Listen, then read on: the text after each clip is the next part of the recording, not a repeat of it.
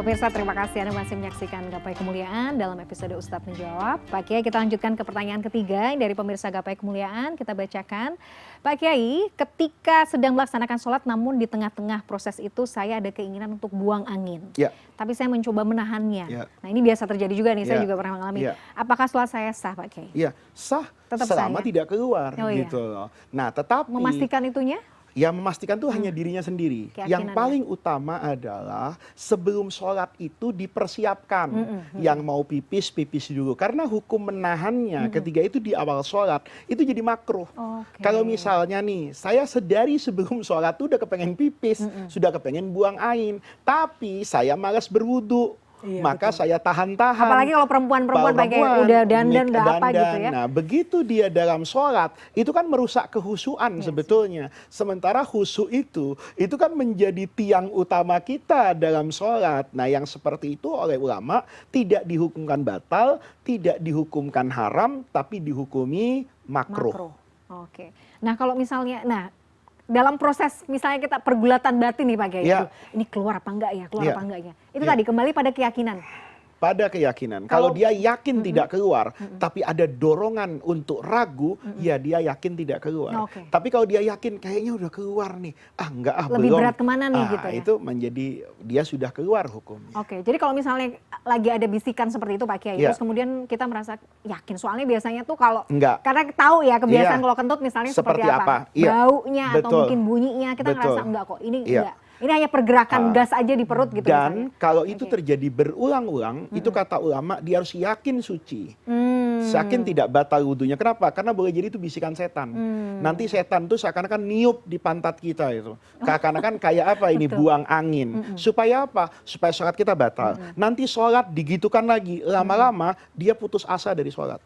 Oke, itu berlaku juga misalnya untuk kita lupa Iya, rokaat sholat nggak Pak Kiai? sama. Orang yang suka rokaat sholat tuh sederhana kok. Kalau sholat duhur, dia yakin berapa? 2. Tapi dia ragu, ini udah 3, apa masih 2 Ambil ya? yang mana? Ambil 2.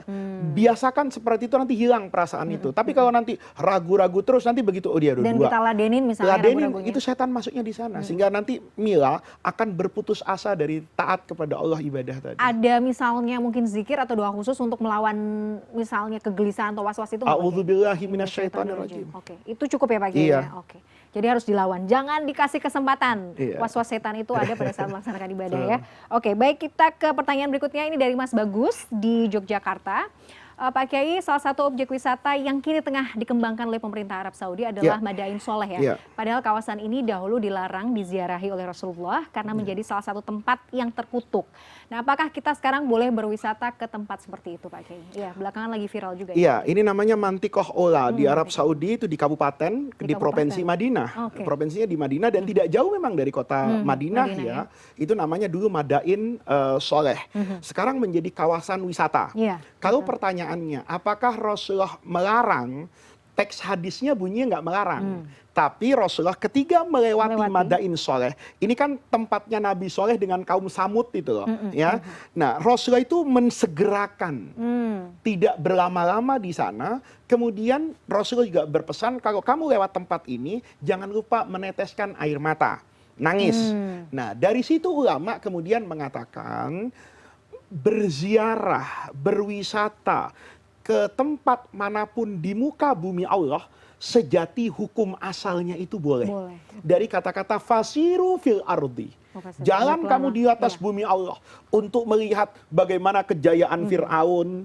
Saya masuk ke museum Fir'aun, melihat jasad Fir'aun. Mungkin saya berangkat ke Irak, melihat kejayaan Namrud dulu. Semuanya boleh dilihat, tidak ada yang dilarang sama Allah.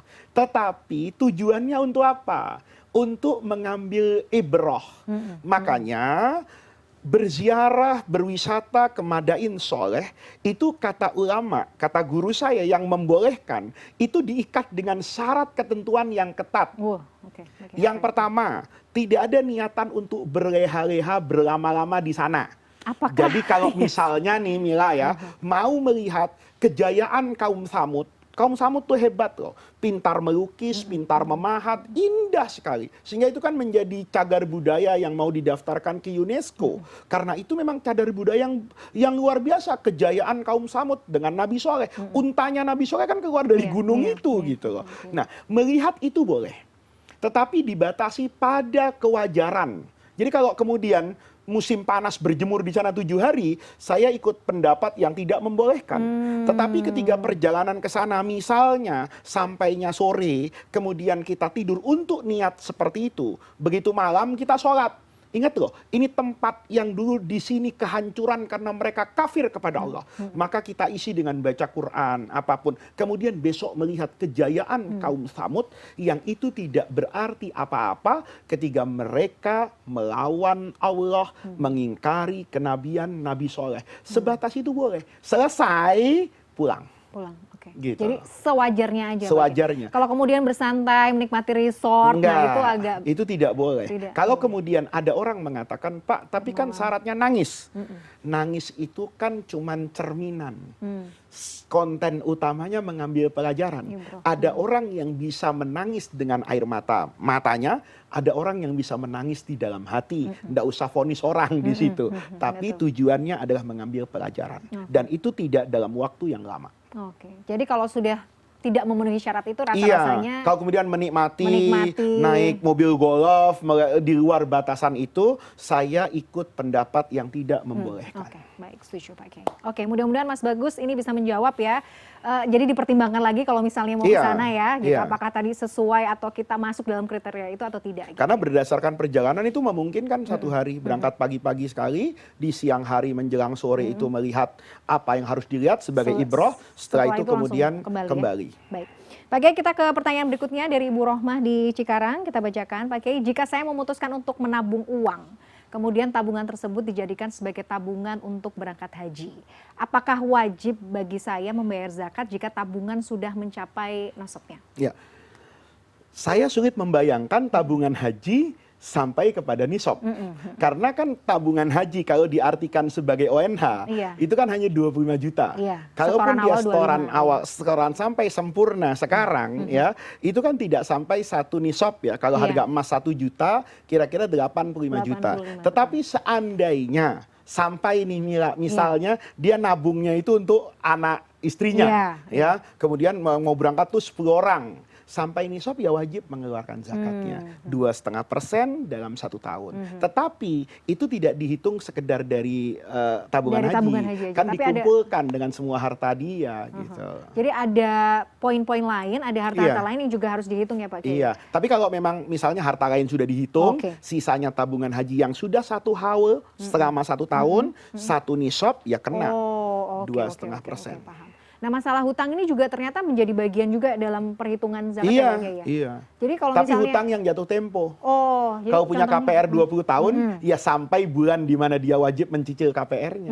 Tapi hutang yang ditagih di masa yang akan datang itu tidak boleh dijadikan komponen yang bisa mempengaruhi kewajiban zakat dia. Oke.